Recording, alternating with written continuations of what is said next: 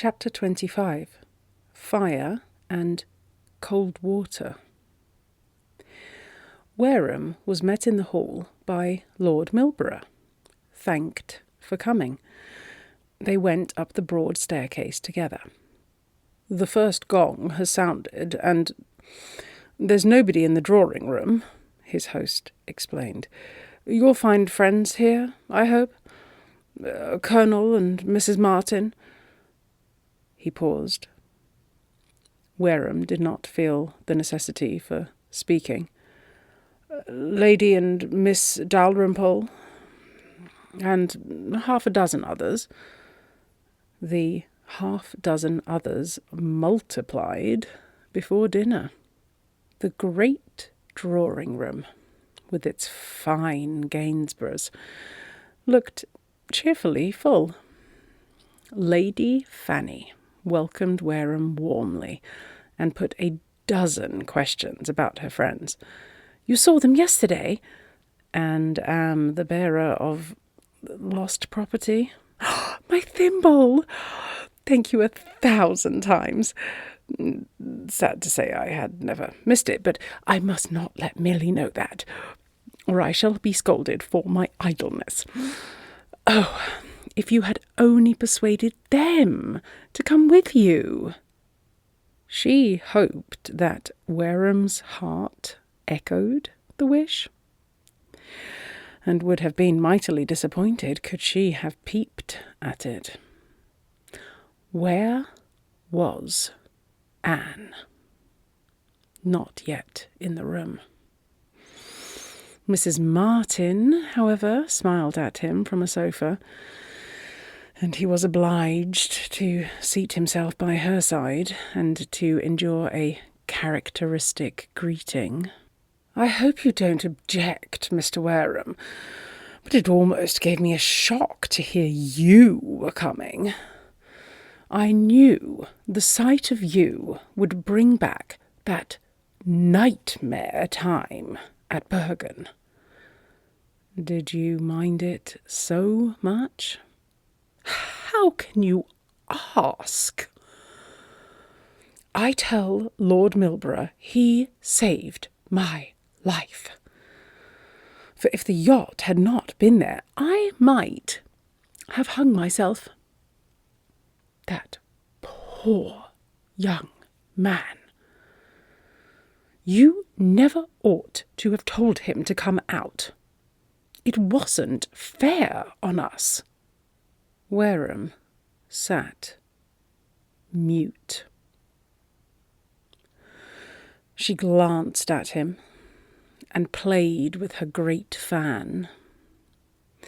"And now you have arrived, I suppose, to see the next act of the play?" He inquired what that was to be. "You don't know? Then I shan't enlighten you. This is a good house, isn't it? With capabilities. And the pictures are good. There are one or two smaller and extremely choice in the boudoir opening out of this room. Ah, Anne is coming from it at this minute." Anne it was, followed by Lord Milborough. Anne, in soft draperies of white and yellow, here and there flash of diamonds, brilliant as Wareham had never seen her before. She came towards him, and he rose. "You are to take me in to dinner," she said smilingly. Fortunate I. Another man presented himself. "Not tonight, Mr. Orpington. Go and ask Lady Fanny to effect an exchange between you and Mr. Wareham." "It seems that I am indebted even more than I knew," said Wareham in a low voice, as they proceeded to the dining-room. "It is my rule to resist tyranny. What can be so odious as to be handed over for 2 hours to a man with whom you have nothing in common? Others noticed the act. As they passed Lord Milborough's chair, he murmured, "Queen's command." Anne took no notice. As soon as they were seated, she said to Wareham, "Now, for your apology." "My apology? I wrote, and you did not bestow upon me so much as a line. Were you afraid that I should trade with your autograph?" Folly is not yet quite rampant in man. "I answered by obeying." She turned a little towards him. "It is not a bad house to stay in. One has one's liberty." The next moment she added, "Do you know my stepmother?" "No." "She is there, in black and green, black hair as well. You need not murmur inarticulate admiration, for we do not love each other." "That does not make her the less handsome." "To women, it does." "Where a woman dislikes, she cannot admire." "Probably you know most of the other people?" "No." "I see Lord Arthur Cross next Lady Dalrymple." Anne let her eyes rest reflectively upon the 2 persons he named, without answering the remark except by a slight nod. Presently, however, she said, "Do you think he will marry her?" "The question interests me more than it should, for you know that we are, in a measure, bound together. My father ruled that I was to be dependent upon her until I married, or she. I believe our old lawyer got that last clause put in, out of sheer goodwill to me, for my father had faith in her perpetual tears. He loved me, too, but he tried to see too far. I'm not sure that a will is ever a just thing. The dead, should they control the living?"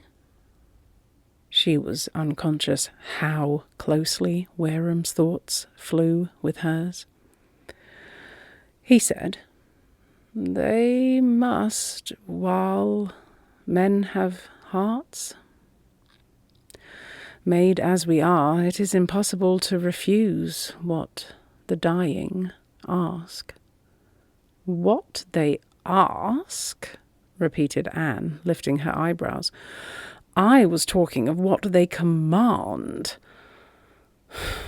The most undecided of men becomes an irrevocable force by the mere act of dying." "There are other forces besides that of law," Wareham persisted. "A wish may bind as tightly as a will."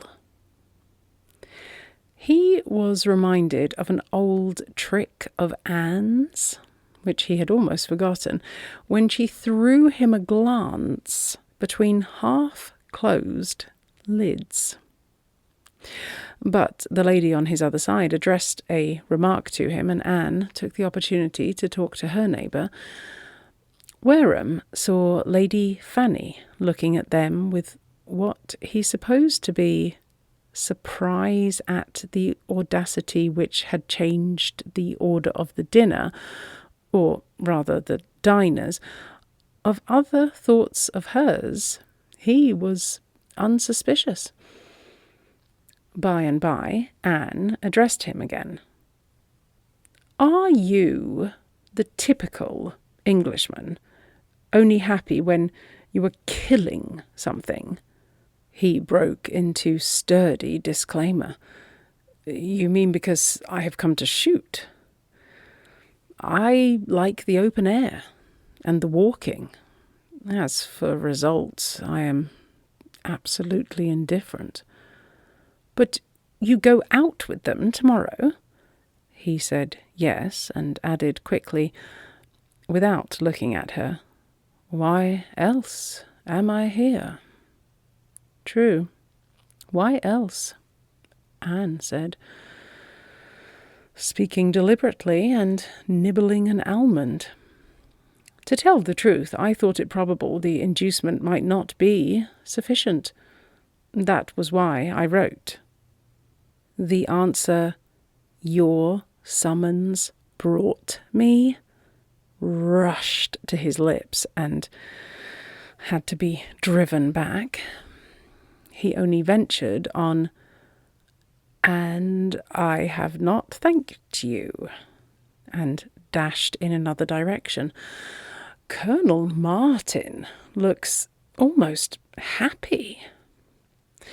I expect this life is very congenial to him."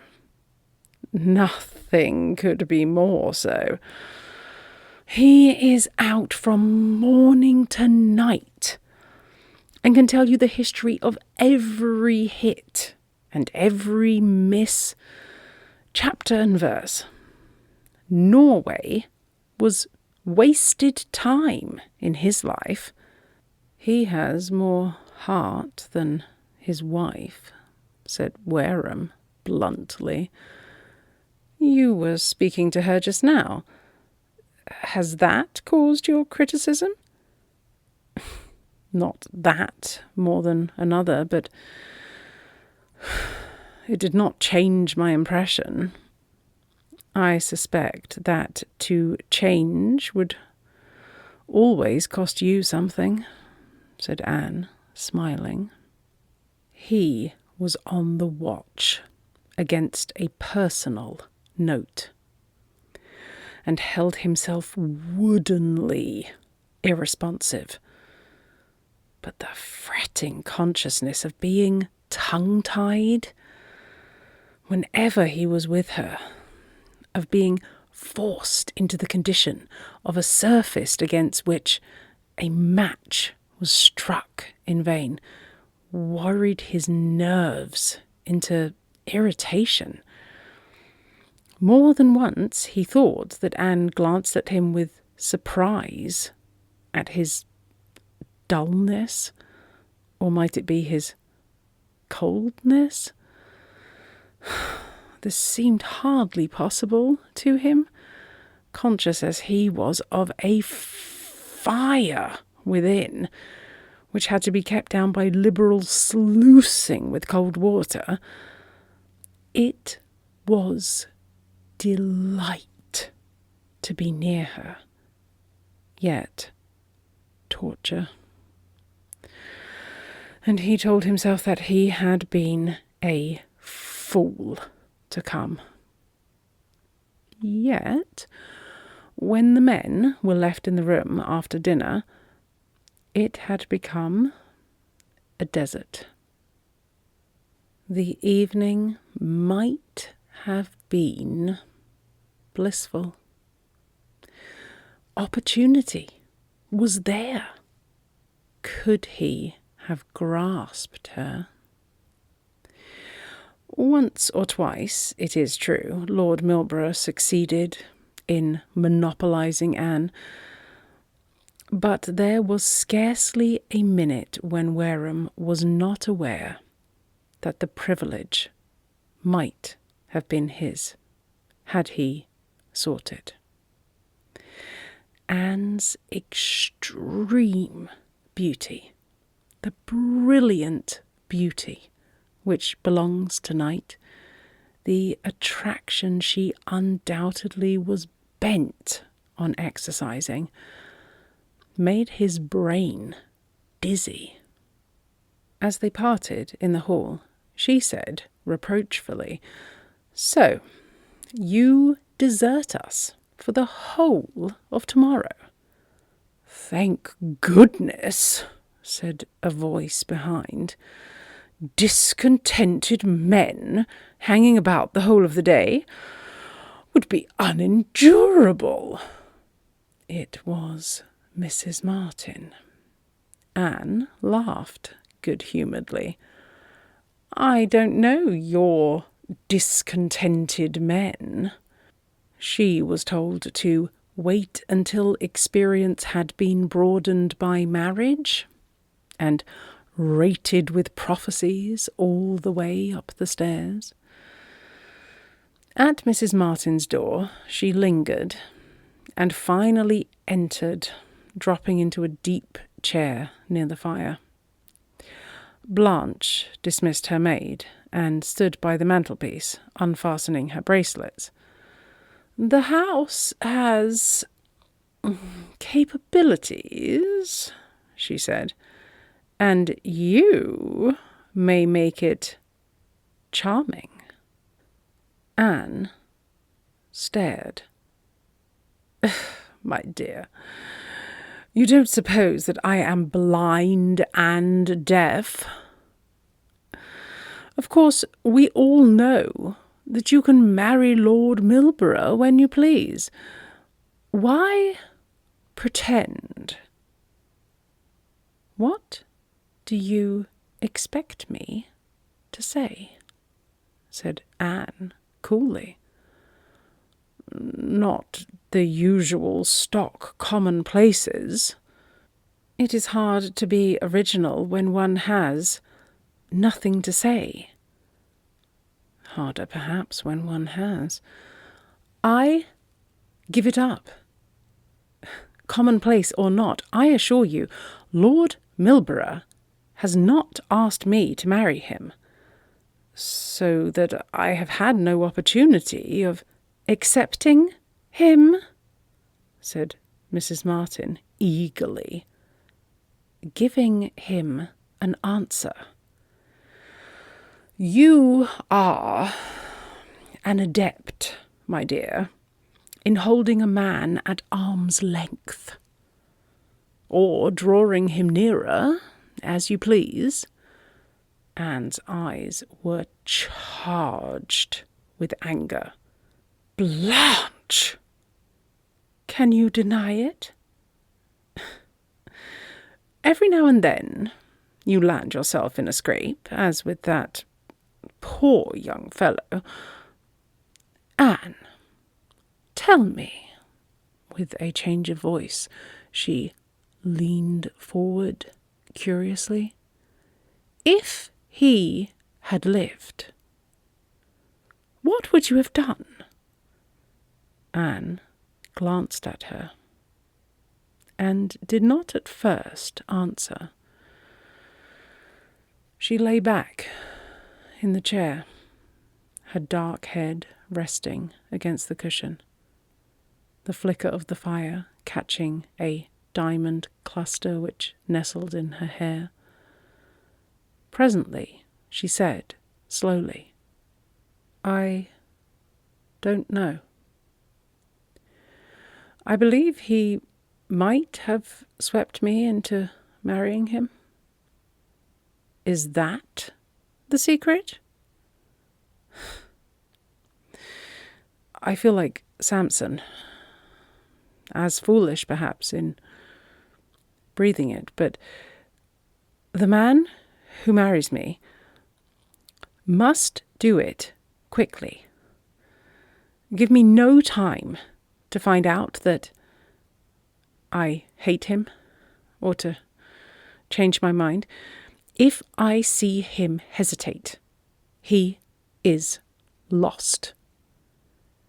"You want a stronger will than your own," Mrs. Martin said in surprise. "What a dangerous wish."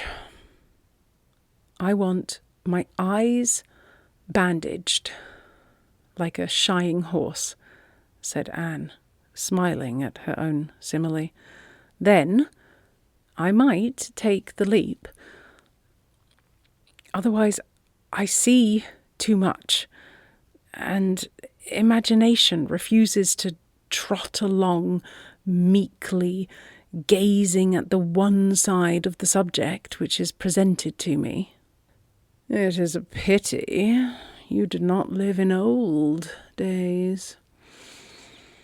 A border raid or a swoop of pirates might have given you the wooing you desire." Anne agreed. No time for hesitation. Mrs. Martin remarked that Thorpe would be more to her own liking than an old Scotch stronghold. Anne got up. "Ugh, don't weary me with talk of it. I believe, after all, you are like Samson, and have not told me the truth at all. What you really want is a struggle. You conquer too easily." Anne stood, considering. "That is only the first act of the drama," she said at last. "I hold to what I have said. No more questions. Good night." As her maid was brushing her hair, she asked whether the Mr. Wareham who had arrived that evening was not the same gentleman who had come to their rescue in that dreadful accident when they were so nearly killed. Anne laughed. "Your memory is so creative, Watkins, that you add fresh horrors whenever you allude to that day. Yes, it was Mr. Wareham with whom I walked to Oakwood." "How could you, ma'am? My legs wouldn't have carried me." "They must, if the young farmer hadn't been there." "Did he tell you Mr. Wareham's name?" "Yes, ma'am." "And that he was staying at Sir Michael Forbes's?" "Anything more?" asked Anne, indifferently. "He was a great friend of the family, Mr. Smith said, and down there a great deal. There was some talk of he and Miss Forbes making a match of it. But people are so ready to talk." "They are," Anne agreed with a smile. She sent Watkins away and sat before the fire, staring at a cheerfully blazing log, and bent on investigations. Mrs. Martin's rather broad statements were not required to enlighten her as to the fact that a crisis in her life approached. And for once, she did not know how to deal with it. A year ago, 6 months ago, she would have known very well. Then there came a hitherto unknown stirring in her heart. Not love, but liking for Hugh. It amused her so much to find herself at last the sport of fancy that she caught at the diversion, meaning to break away from the mischievous elf when she pleased. But that strange weakness of her nature, which she had confessed to Mrs. Martin, that yielding to a dominating impetuosity, carried her further than she intended. She was on the verge before she knew. She did not love him well enough to take the plunge, yet liked him so much that her retreat had to be cowardly. Moreover, she had shocked her world and felt her kingdom totter.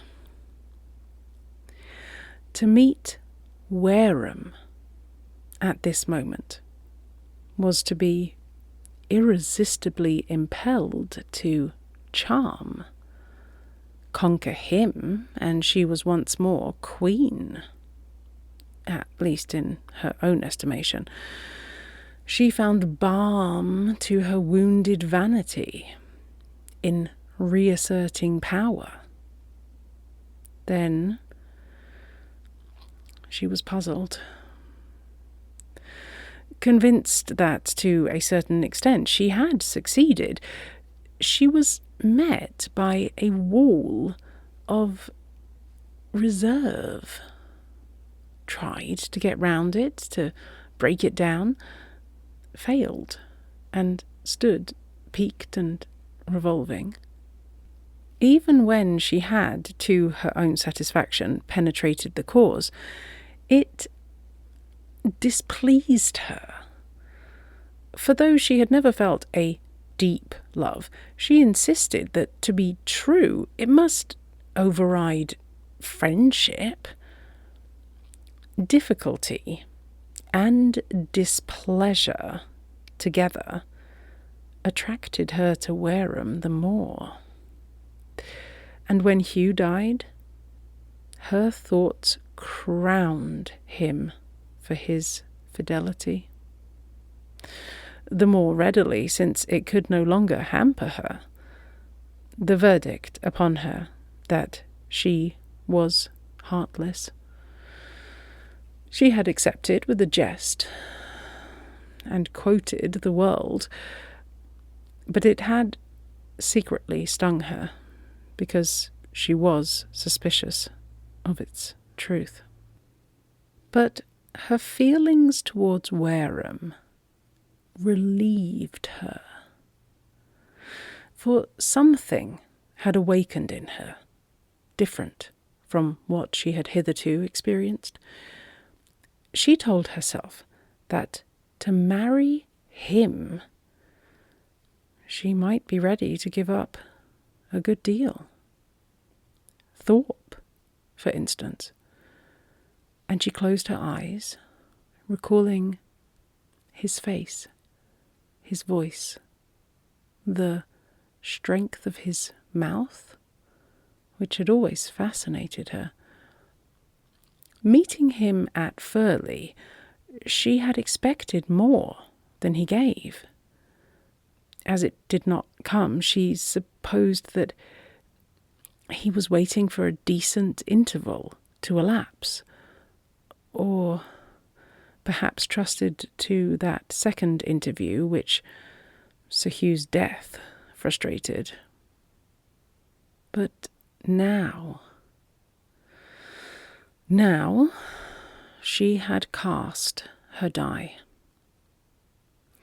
Only by dint of ingenious management of Lord Milborough had she gained the invitation. Nothing at Bergen had raised his suspicions, and when he consulted her as to the people who should be asked, Wareham was indifferently suggested, a man of note.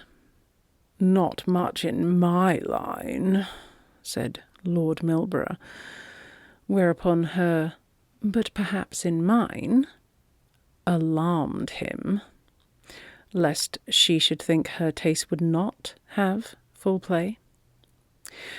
He was asked, and was there. The next 2 days must decide. For that time, she believed she could hold back her host. In that time, she would take care that Wareham had his opportunity.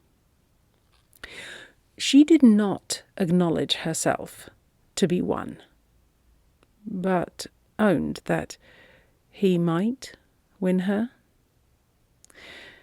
If he did not, then farewell, hearts and lovers. There remained Thorpe.